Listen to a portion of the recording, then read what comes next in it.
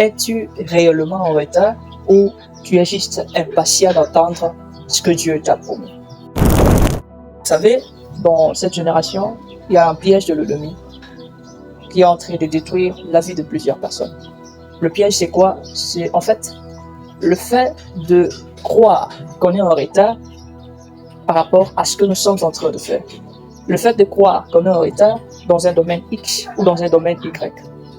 Mais la question principale qu'on devait toujours se mettre à nous poser est celle de savoir si on est en retard par rapport à ce que Dieu attend de nous ou si on est en retard justement par rapport à ce que les autres attendent de nous.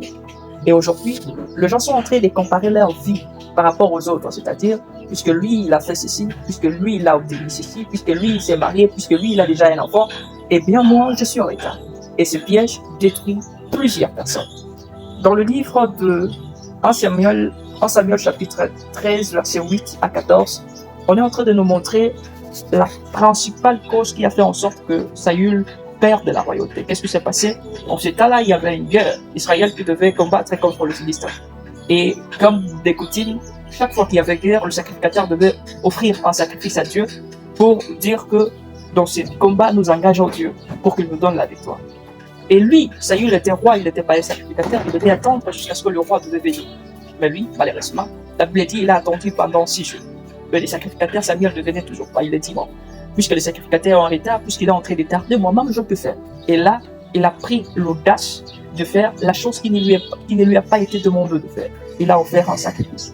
Lui qui était roi, il s'est fabriqué sacrificateur juste parce qu'il a cru qu'il était en retard. Et j'aime, lorsqu'il a fini seulement d'offrir les sacrifices, c'est alors que le sacrificateur Samuel apparaît. Et là, on lui dit, tu as agi en insensé. Il fallait attendre. Est-ce que tu es en retard ou tu es juste pressé? Tu es en retard par rapport à quoi et par rapport à qui? Tu es en train de comparer ta vie par rapport aux autres. Voilà pourquoi tu penses que tu es en retard. Tu devais te dire que tu es en retard si réellement Dieu t'avait dit que tu es en retard. Mais est-ce que Dieu t'a dit que tu es en retard ou tu as juste regardé les autres? Tu as juste dit que non, puisque lui il a construit ses châteaux, puisque lui il a obtenu ceci, puisque lui il a fini ses études, puisque lui il a déjà l'argent, que moi aussi je suis en retard. Et ça détruit plusieurs. Ne compare pas ta vie par rapport aux autres. Compare ta vie par rapport au calendrier de Dieu concernant toi.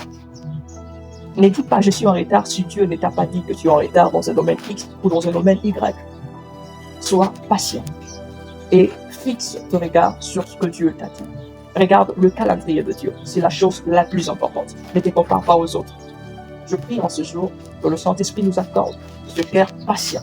La Bible déclare Abraham ayant persévéré a obtenu la chose qui lui avait été promise par Dieu. Je prie que le Saint-Esprit nous aide à être persévérants, à rester patients, à ne pas agir dans la précipitation. Car celui qui tombe dans la précipitation finit par dire si je savais. Je prie que le Seigneur nous accorde ce cœur patient pour attendre en bon moment le moment que Dieu a prévu pour nous dans le nom de Jésus. Que Dieu vous bénisse.